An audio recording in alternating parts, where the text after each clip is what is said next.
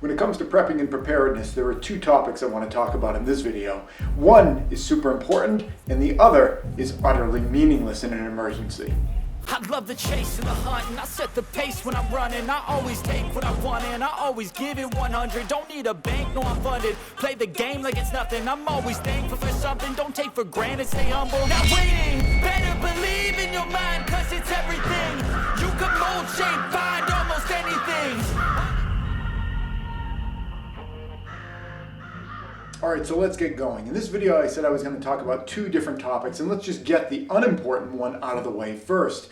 The unimportant one relates to this right here. This is my high quality camera, which I'm not using to shoot this video. I'm using my less high quality camera.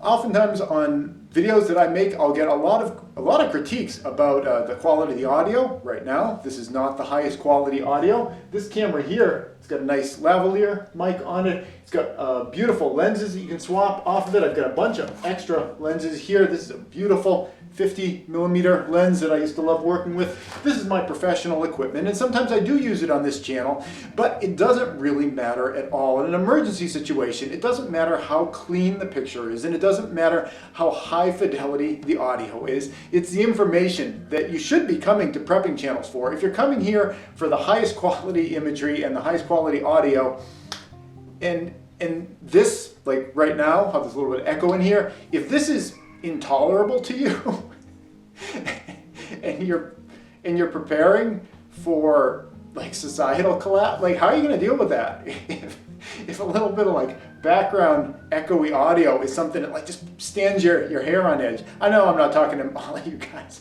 but I get some comments where people are like, just like, this is intolerable, I just can't listen to this video. I want to find out information so that I could survive incredibly dangerous and uncomfortable yeah, you know where I'm going with that. It's just kind of silly. I wanted to point that out in this video. Like if that's a major problem for you, you're going to have bigger issues when we get into a real emergency situation. And that's what I want to talk about in this video. And it comes down to this can of petite diced tomatoes.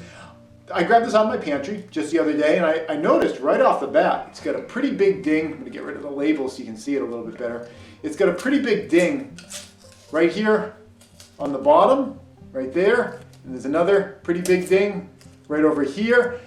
When you have dents in cans, the dents around the sides don't tend to be as much of an issue as when you get dents near where the sealing points are, like down on the bottom edge or up near the top edge. Those are the points where you really get failures. And the seal on this can failed. And it was to the point where when I took it off the shelf, the top was kind of bowed out, and I was pushing on it, and it had like that kind of bubble thing going on. And clearly there was, this can had gotten contamination in it, and the big thing people are concerned about usually is botulism. Now this is tomatoes in this can, and the acidity of tomatoes sometimes is thought to protect people from botulism. But this can was bowing out, so I don't know exactly what was up with this can, but I do know, and this is something that I will frequently mention here on my channel, is that if you have some canned goods and they're contaminated with botulism, and you take whatever's in those cans and you set it on a stove at a nice rolling boil for, I usually say, 5 to 10 minutes, according to official government and university sources, that is going to destroy the botulism toxin that is in that can. That's great in theory, but when it comes to like real world kind of stuff, like, are you actually going to take a can that is contaminated, it's all bulged out and all that kind of stuff? Like, are you actually going to take that? Are you really literally going to put that over a stove and boil it for 5 or 10 minutes and then just assume, like, I guess I'm fine because universities and university sources and government sources suggested that would protect me, so I'm going to bet my life on that. Well, I did. That's an important thing to do ahead of emergency situations. Is actually testing out your preps. It's one thing to believe that these things work and be a talking mouthpiece here on YouTube saying like this is what you should do and that is what you should do. When the rubber meets the road, you really actually have to believe in what you're saying. And if it was incorrect that boiling something for 5 or 10 minutes is going to render it safe, I would like to find that out now versus in an emergency, because now there's at least functioning hospitals. Now, I certainly wasn't excited about the idea of potentially giving myself botulism, but, you know, if I'm somebody who believes that an emergency situation is possible and that food shortages could be something that we really deal with, doesn't it behoove me to find out whether or not these things that government and universities are telling me are actually true, to actually try them out? I did, and I'm still here. I made this nice kind of a minestrone soup.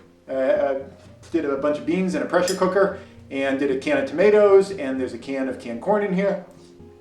And you know, some carrots and onions and different spices and things like that. And I had it, and so far so good. Now, I'm not going to necessarily recommend that other people do exactly what I did, even though, you know, government and universities sources suggest that this is, you know, safe, and it's not. I'm not recommending dangerous activity because, you know, I'm backed by the science. But what I am going to recommend in this video is that if you have things in your prepping arsenal that you plan to potentially have your life be dependent upon, it's a good idea to test those things out. In this video, I'm talking about the idea of, you know, boiling cans, and I will say, I didn't just do 5 or 10 minutes. I'll be honest about that. I put it in my pressure cooker. I had it 2 hours in the pressure cooker, and then I did another 20 minutes of rolling boil on my wood stove after the fact. So I can't say that I've tested it at just 5 or 10 minutes of boiling, but even in an emergency situation, I don't even think in an emergency situation I would, you know, just do 5 or 10 minutes. I think I would do overkill anyway, because I'm all about overkill. I like the idea of, like, you know, if this is enough, then, you know, that should be sufficient. Other things that I've done this with is, you know, antibiotics that are not prescribed by a doctor. Again, I'm not going to recommend that you do that, but I will relay that in the past I've had very positive experiences self-diagnosing, you know, myself with issues and treating them myself. Yeah, I'm not going to talk about it any more than that, because then you get into like litigious kind of territory. But I do think generally in our society, here in, you know, the United States in particular, people have a sense that you know, the professionals are better able at figuring things out than they are. That's not my sense. So, you know, I feel like with a fair bit of research and a little bit of common sense, you can usually navigate your way around these kind of things. I'm not going to recommend that you do that, because I don't know whether you have common sense and I don't know what your research skills are. But I know for myself, I have used, you know, things like fish antibiotics in the past on myself, and they've worked out really well. You know, it's one thing to get on here and tell you guys, you know, things like, you know, just boil this botulistic can of soup and you'll be fine. You know, just use these fish antibiotics and you'll be fine.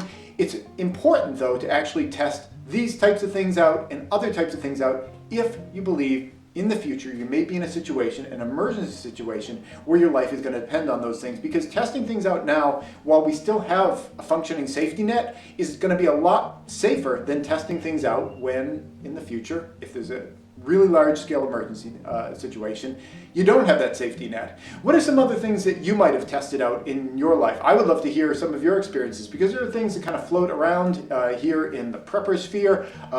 You know, things that are like, well, that's conventional wisdom. Every prepper knows that. If you tested out some of these things, I'd love to know some of your experiences, especially things that you've tested out and found out maybe didn't work, because that's the kind of thing that you really want to know about, is if one of these things that you're staking your life on maybe isn't functional, or isn't functional all the time. Maybe it works under some conditions but not under others. I'd love to hear your thoughts on things that you've done in the past. But whether you've done things in the past or not, consider doing them in the future, because the worst time to test these things out is during the emergency itself. That's it, and thanks for watching. Hey YouTube preppers, if you enjoyed this video, here's another one that I think you might like. But before you click on it, I wanted to take a moment to thank all the people on the right-hand side of your screen. They help to support all the work that I do here over at patreon.com. If you'd like to join them and get your name added to the list, the link's below.